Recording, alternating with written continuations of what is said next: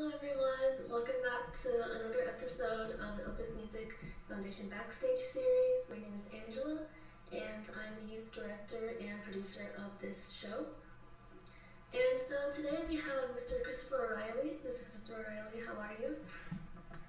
I'm very well, Angela. How are you? I'm good, thank you. It's great to hear that everyone's been doing well and everyone's staying safe. So today I'm just gonna briefly introduce some of our board members we have with us. We have Catherine, who will be hosting the show today. Alright, hi guys, I'm Katherine Lee. I'm a sophomore in high school, obviously part of the Opus Music Foundation, and I'm really excited to be hosting with you guys today. Hi, Catherine. Great. We have Lucy, Adriana, Samantha, and Sean. And Adriana and Samantha and Sean will be commentating and translating during the masterclass. So be sure to check out the chat to just if you missed something, you can go there and go check.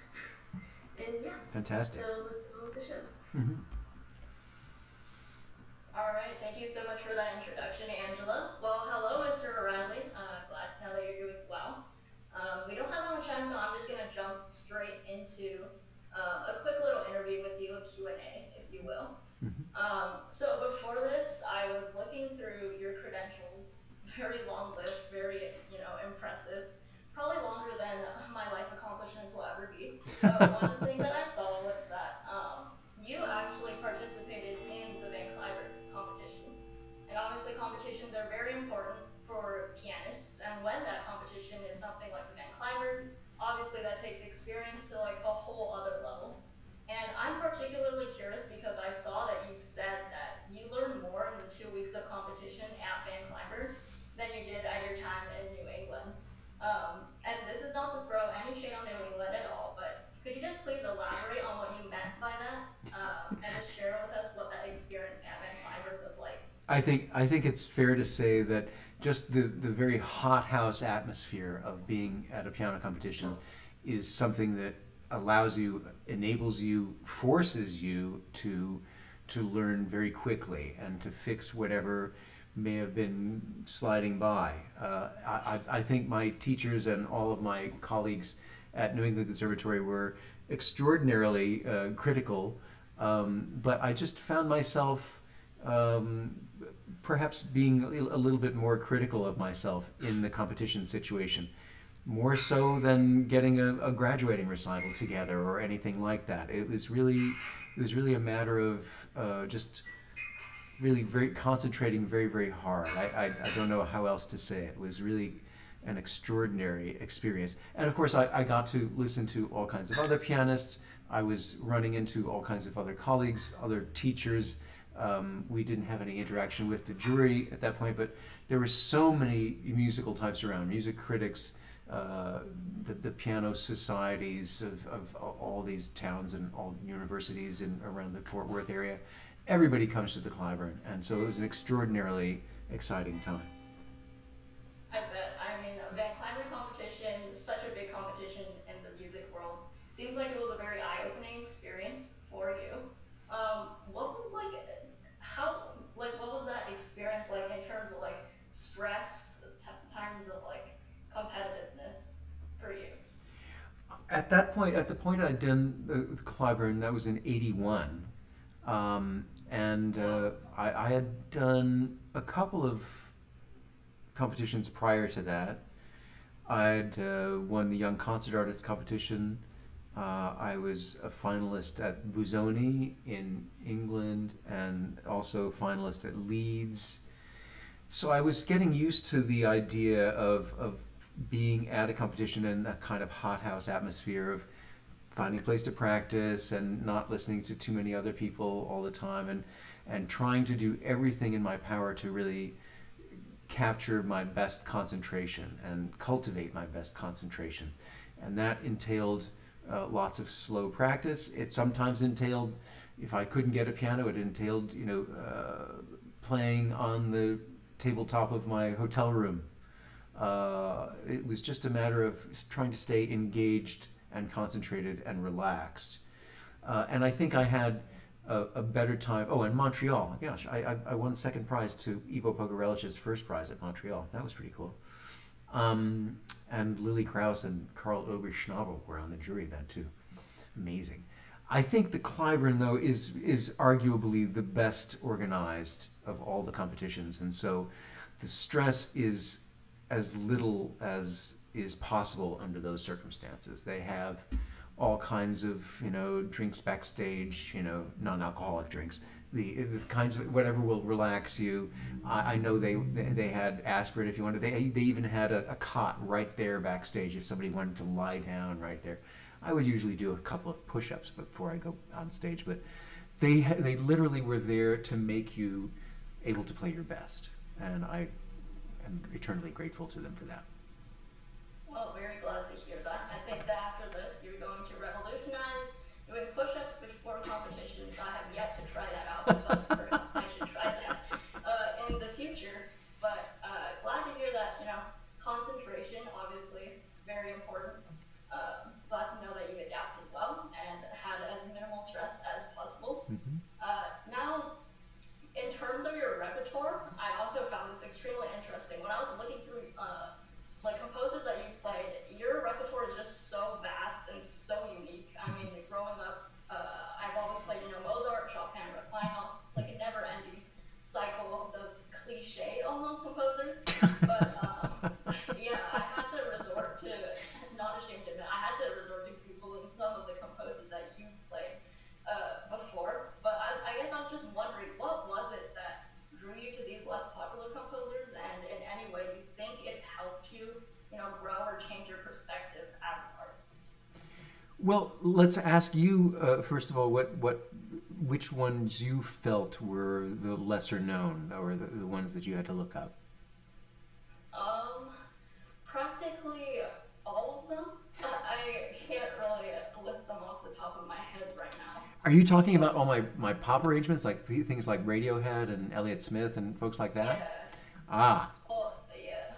So that came from my whole my whole childhood, which actually had a little bit to do with the Sixth Hungarian Rhapsody, because that was my flashiest piece in third grade or fifth grade or sixth grade or whatever it was. And I realized that girls were not that impressed, no matter how fast I did the octaves.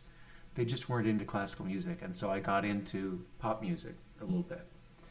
And they still weren't interested. But in any case, I started getting interested in this other music, and initially, the Doors and Iron Butterfly and Santana, all these bands that had keyboards in them at least. And then I moved to more arcane tastes and started getting into jazz rock and then jazz. And so when I went to New England Conservatory, I was actually not sure whether I wanted to pursue jazz or classical. So I went to New England partly because they offered both. When I got there, it was quite clear to me that it was much more of a challenge, something that I really wanted to spend my life doing, recreating the classical works. And so I quit jazz, but I never gave up my interest in it. And so when I did my radio program, there was this slot where we would break away for local stations to take care of business, and so we didn't want our young guests to be at the whim of these stations, whether they would be heard or not. So that became a place for me to play a little break piece, a little 1-2 minute break piece. And at the time I was doing the radio show, I was listening to Radiohead, Elliott Smith, Nick Drake, and a bunch of other pop artists that I'd been listening to casually since the 80s. And I decided to, in the Liszt vein, do transcriptions of these pieces. So I started out playing little Radiohead pieces on the radio show, and our announcer would get on at the end and say that was our host Christopher O'Reilly playing Karma Police by Radiohead. And I knew we were doing something right because we were getting mail into the program saying, who is this Mr. Head and where can I find more of his beautiful music? So I stuck with it, and I've amassed quite a repertoire of my own transcriptions. It's also to say that I do a lot of molding and melding of musical types.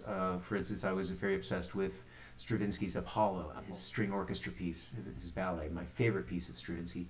And I found that there was a piano reduction, may or may not have been done by Stravinsky, but whatever. I bought it and brought it home and started looking at it, and it really wasn't very good.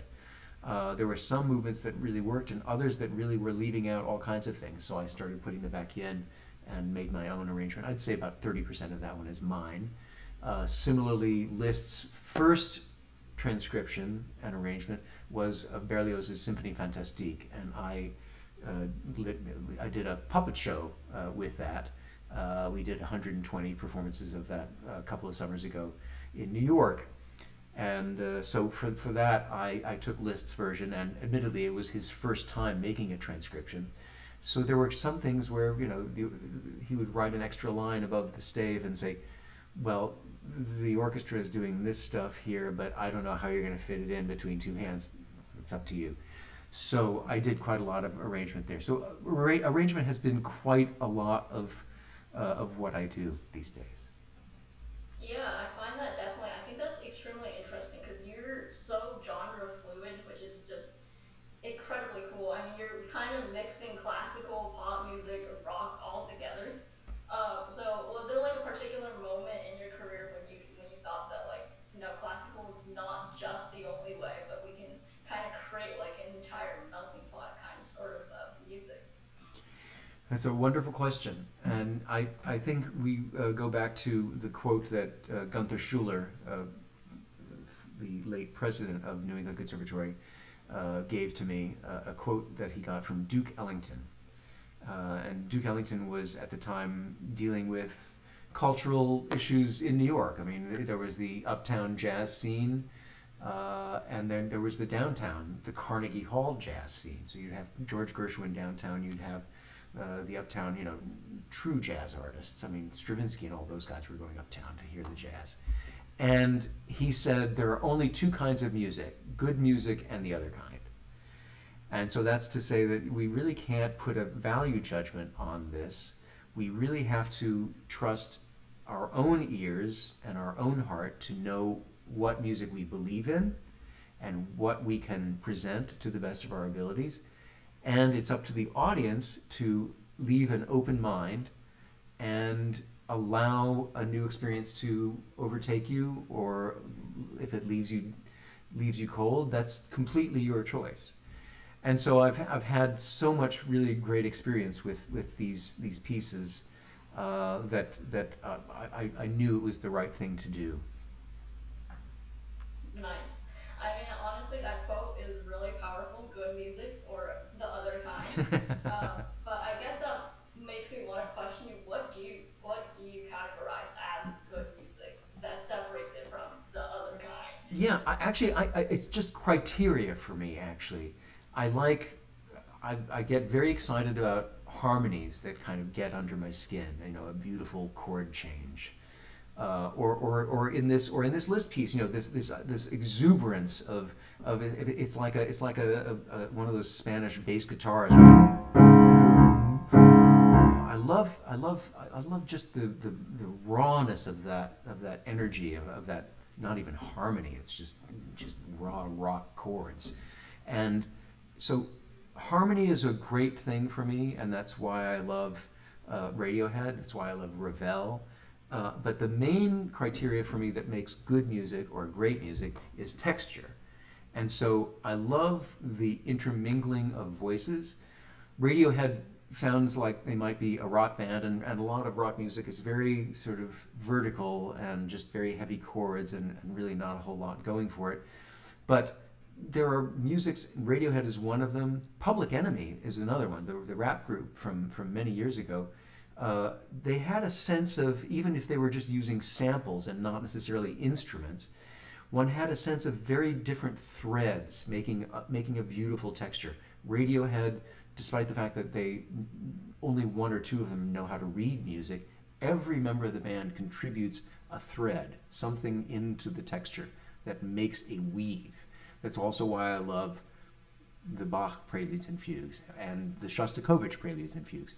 I love texture. I love the interweaving and rebalancing of voices to our own taste. That's so cool that you're able to be talking about pop and rock music along with the Bach prelude. Like, I would think that those two things would never mix, but obviously you're just dissecting music to its core, and I think that's just incredible, honestly. Thank you. Thank you very Just much. before, did you say that you play I did, and it was funny because I looked at it getting ready for today too, and it really brought back lots of memories. I still have trouble with those octaves. Gosh, hopefully we'll be able to talk about those. But yeah, I think of this piece a lot differently than I did when I was in. I think I was in. Yeah, fifth grade. I Wow. think fifth grade. Yeah. This masterclass can really take you back down memory lane, I guess. And I bet like those Yes. that didn't think classical Yes. music was cool is Yeah. probably crying right now. But I was just wondering, since you did study jazz in New England along with classical music, how do you think the genre of jazz has impacted your classical music playing and vice versa? Wonderful question. All these are wonderful questions. I so appreciate it. I think the main takeaway from my jazz experience was that it informed my ensemble playing, and perhaps my chamber music playing and my concerto playing, because I've always been very keenly involved in tuning into the other musicians and being able to react and respond in a spontaneous way in the moment. It's also very important being able to respond in the moment to whatever the nature of the instrument is, or the nature of the hall. If we're dealing with a dead hall or something, we'll have to add some more pedals, things like that. All of these are variables that we should be able to react to in the moment. And playing in a jazz club kind of gave me the conversational interaction with that type of hyper awareness, and waiting for the next cue to let me know where we're going to go with the music next. Well, I have yet to find that hyper awareness, so I mean, honestly, jazz, really cool genre. Might as well, try it out. And You I should. shouldn't be You should. asking you this, but jazz or classical music, if you really had to choose. Oh, absolutely. Well, that's the choice that I made when I first got to the conservatory. I said, is it more gratifying for me to lend my particular idiosyncratic take on four choruses of Straight No Chaser, or is it more challenging for me to to reanimate in my own fashion the great works, the Waldstein Sonata, the Goldberg Variations, the Liszt Sonata, anything you like. So yeah, I found that it's more of a challenge, and so I just went with the challenge. So classical music won in this round. All right, jazz is a little hurt, That's but okay. That's we're all. glad. They'll live. Yeah, he will. But we're very glad that you chose classical music because today Jack will be playing Hungarian Rhapsody number 6, and whenever Jack is ready, he can take it away. Best of luck, Jack.